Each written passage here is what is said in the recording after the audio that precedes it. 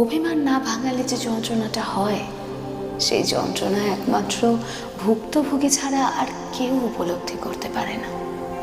মানুষ অধিকার বোধ থেকেই কারোর কাছে প্রত্যাশা রাখে, আর যখন অভিমান অভিযোগগুলো মুখ থুবড়ে পড়ে থাকে মনের এক কোণে, মানুষ তখন নিজেকে অসহায় মনে করে।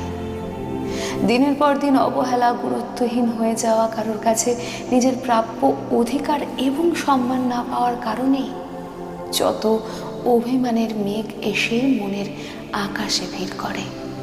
দু চোখে বৃষ্টি নামতে নামতে একটা সময় পর মেঘও কেটে যায়, তবুও মনের এক কোণে আক্ষেপ নামক জিনিসটা থেকে যায় আমৃত্যু পর্যন্ত। যারা অভিমান বোঝে না, অভিমান ভাঙায় না, কেবল এড়িয়ে যায়, গুরুত্বটুকুও দেয় না, তাদের কাছে মানুষ